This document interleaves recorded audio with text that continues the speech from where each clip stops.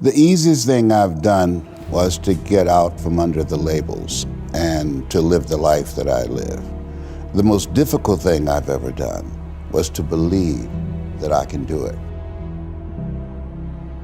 The difference is that when you don't know what's impacting you, and it's something that's holding you down and you're not aware of it.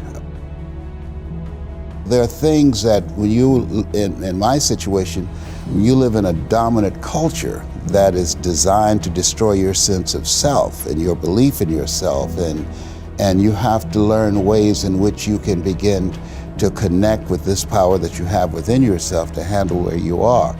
The key is to be constantly in a perpetual process of discovering the truth of who you are and fighting constantly to look for ways in which you can escape the inner conversation. Between ages 0 and 5, we determine what's available to us and what's not available to us. And so that was a defining moment. I knew there are certain things I could not do, certain places I could not go. They used to have signs on Miami Beach that said, Jews, dogs, and coloreds not allowed. And so now you have to operate within the constraints of the dominant society and the things that they've created for you. And it's a challenge to see yourself beyond that and to work to get outside of that, even after those laws have changed, because that has become so much a part of you. You unconsciously operate within the parameters of what has been put in place. Like you're driving on the expressway, the 405, and you'll get off on an exit that you weren't going in that direction, but you unconsciously did it because you've done it so many times that many people, because they're not making a conscious, deliberate, determined effort to think outside of what life has thrown at them, they end up doing the same thing over and over and over again. Einstein said that thinking that has brought me this far has created some problems that this thinking can't solve. And so through relationships, through reading, through studies, through goals and dreams beyond your comfort zone, it allows you to begin to live out of your imagination as opposed to out of your history. Disney said, the imagination is a preview of what's to come.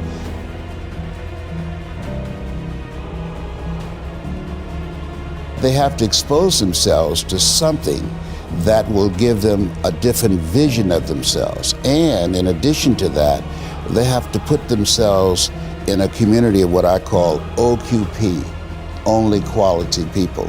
A gentleman who dramatically transformed my life, I was a junior at Booker T. Washington High School in Miami, Florida, and I went in his class looking for another friend, and he said, go to the board and work this problem out for me. I said, sir, I can't do that. He said, why not? I said, I'm not one of your students. He said, do it anyhow.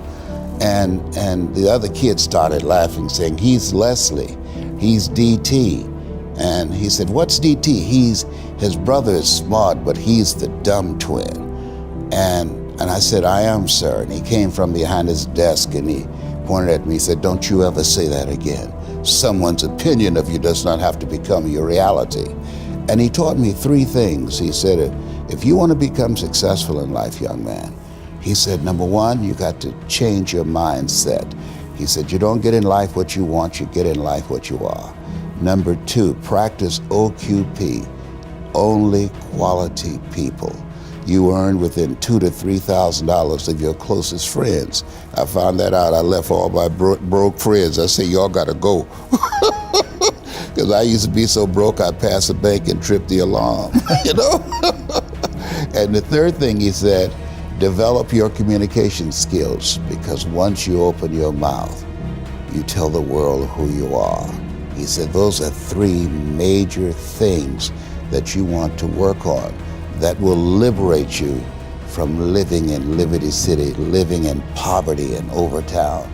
It will help to escape out of where you are right now, because I see you watching me and I know you want more. I can see the hunger in your eyes.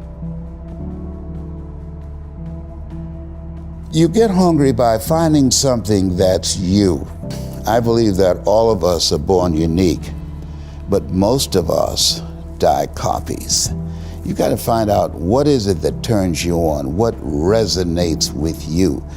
One of the things that I realized and what allowed me to become successful as a speaker, the speaking industry has been hijacked by people who speak to sell, and it's okay to do that and make money. I speak to change lives because somebody spoke and changed my life. So this is my passion. This is my drive. This is something that I feel in my heart. And so the key to that hunger-driven life is a heart-centered life.